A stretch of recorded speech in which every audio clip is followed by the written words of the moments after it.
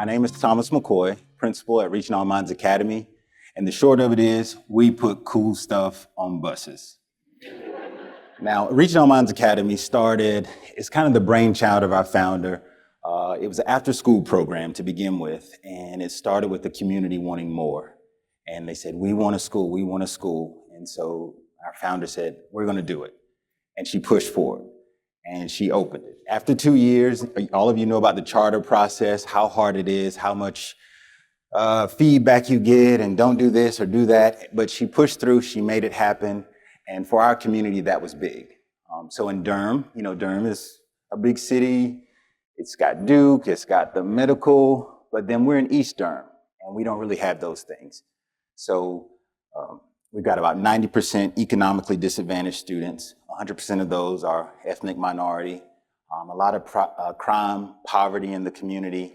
And when we got there, it was just a rough neighborhood. Like I remember going in, and some nights we'd leave the school and we were ducking gunshots. So Chicago, I understand. But we stayed where we were because we wanted to impact the community. And there were other schools, and I think they were doing their mission, but we had to do something different. We had to figure out how can we change how we're educating our kids to make an impact. And so the ideas started coming. And, we started at 75 students, and then we grew to 400. We're sharing a church building. Many of you understand that struggle in the charter world. And we're like, how do we make this work? We've got every nook and cranny. I'm in a closet as my office for a while. So we're just figuring it out. And it's like, what do we have? Because we don't have a lot of money. What do we have that we can make it work for the space we need? It's like, well, we've got buses. 80% of our kids are bus riders. I drove a bus for 10 years. I loved it. You learn so much about students on the bus, so it was just a great experience. So I was like, and I've been in love with buses since I was in kindergarten. I remember my first day of school, riding with my cousin, 5 o'clock in the morning. I remember my outfit, and he rode the bus. He sung a song, and we picked up every student, and I fell in love with school then. And so I was like, yes, I love buses. So we took that space, and one of our agri-science teachers, she was like, I need a lab. I was like, there's a bus. She was like, George Washington Carver. I was like, okay. Jessup wagon. Okay, I'll tell you more. And then she went and got her research, and she brought it back, and she showed how George Washington Carver used his Jessup wagon to share STEM ideas to the college at Tuskegee. And she was like, I'm going to do the same thing in Durham. I was like, let's do it. We worked, we got our grants, we had students pulling out seats on the buses, which if you've never done it is extremely hard. They're not intended to come out. It takes a lot of work, a lot of busted knuckles, but we made it work. And that was our first bus, our first learning lab, our greenhouse bus. And then we're like, why stop there? Why not do more? And I started to go to the teachers for some ideas, and I was like, nah, I'm gonna ask the kids. They got way better ideas. And so I would be on the playground. I was like, hey, there's a bus over there. What would you do with it? And he was like, I want a playground. I was like, what would be in it? He's like, there'd be a slide coming out of the window, and we zip line out the back, and we crawl through it. And I was like, got it. And then we asked some more students, and they were like, well, we want a reading lab. We want a library bus for the Girl Scouts. And then another one, like, we want a podcast for our class. It's like, yeah, let's do it. So the community effort, the collaboration, the grant writing, the hard work of getting under the bus before school, after school, during electives, during lunch, like we made it happen with what we had. And that's a core part of what we try to teach our students. We don't have the most money, but we are not going to wait for somebody else to come and save us. Like, we're going to do it with what we have, and that's the innovative approach that we had to take. And so now we have about 5 or 6 labs. We've got 2 in the works, and because of this wonderful award, we know we're going to at least build 1 more. And the labs and the innovation and inspiring the teachers to do more has allowed us to travel around the country. We've gone to an NBA game, interviewed an NBA player. We've been in Black Rock, which, if you know, that's extremely hard to get into. But because of the buses, they were like, we love this idea. We want you here. We've even been to Taiwan and interacted in a cultural exchange trip there. So it's allowed our students to see the world like most students in their neighborhood don't get to see. And so that idea of innovation, it came from a mindset that we teach our students that's called bold. It's our core value of believe it, own it, love it, and do it. All right, y'all say it with me. Believe it, own it, love it, do it. All right, that core value was built from our founders, our founding admin, and our founding board member. And it embodied kind of what we all brought to the table. So that belief was our board chair. She's here, so if you met her, like she has this infectious energy of, she believes every student is going to be a rock star. Like she's like, oh, come here, you're just so good and you're going to be a millionaire and I got you. And they just light up and they just beam. And so the core of the school is built on that belief. And it's really infectious. And it's what drives us to keep pushing forward.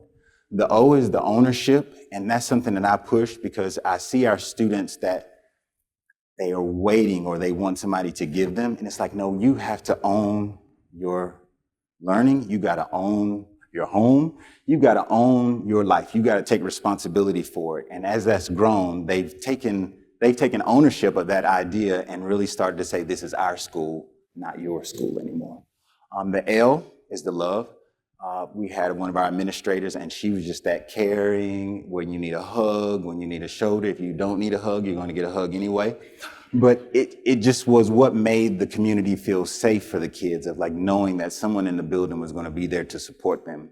And then the D came from doing it. So we had a lot of components, but we had to take more action. And so we brought someone in who could help us get things done, get deadlines met, push towards action. And the combination of those attributes led us to bold, and that's what we live by. Now that's important because as we move forward, the buses will go away, but the idea of bold won't. Like eventually we just got some electric buses and things are changing. So it's going to change. It fails, it goes away. But the idea behind it won't. And they're going to be the next generation that says, how do we push this even further? How do we make the next change happen for our school? How do we push it so we go even further in our education and our learning? And so that's been exciting to see them take ownership of that and to really push forward. Now, what did the students get out of it? Now, we have been around for 11 years, and a lot of our students started in kindergarten. And it was amazing to see how these learning labs really empowered them.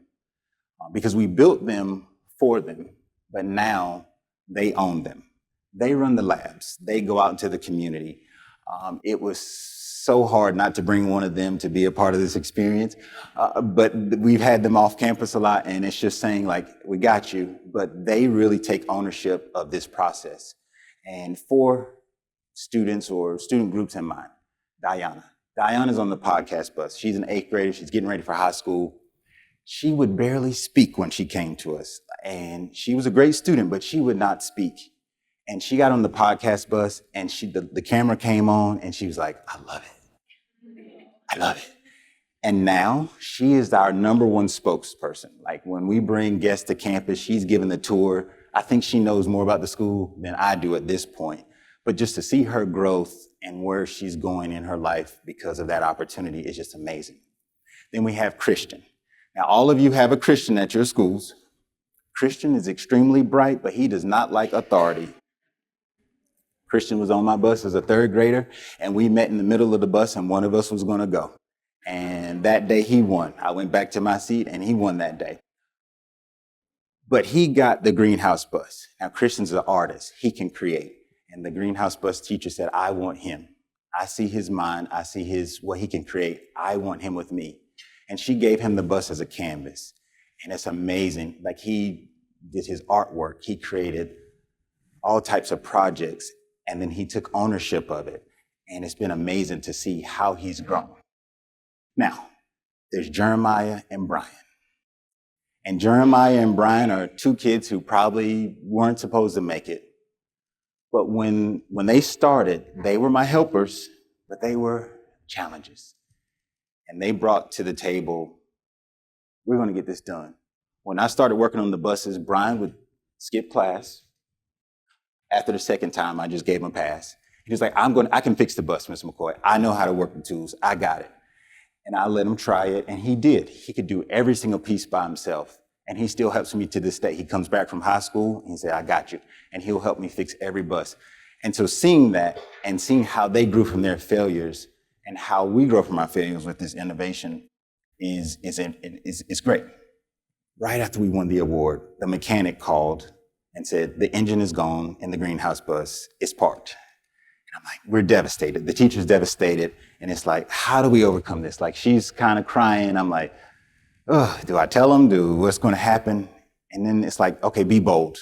And that's what we tell them. Like, just be bold. It's like, you know what? We're going to turn this into a new opportunity. We're going to build a new bus. We're going to build a better bus. Like, we're going to expand it and do even more than what we've done before. So we're going to take this failure and turn it into a win for us. And that's something that I'm challenging all of you to do when you go back to your schools. Take your failures and turn them into wins for your students. Help them create that innovation that you want them to see, because they're going to catch more than what you teach them. Now, I saw my dad do it. My dad was an elementary school principal. We were in a small town.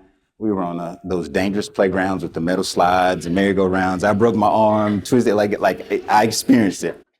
And he took that innovation. He said, I'm building this new thing. He got some donors. He got some old tires, some wood, and he created this magical playground for us. It had like tire swing, zip line. I mean, I don't know where they came up, but it was amazing. And I saw him do that, and I was like, it empowered me to know I can be this thing. I can make this type of change in a kid's life. And I'm so appreciative of that.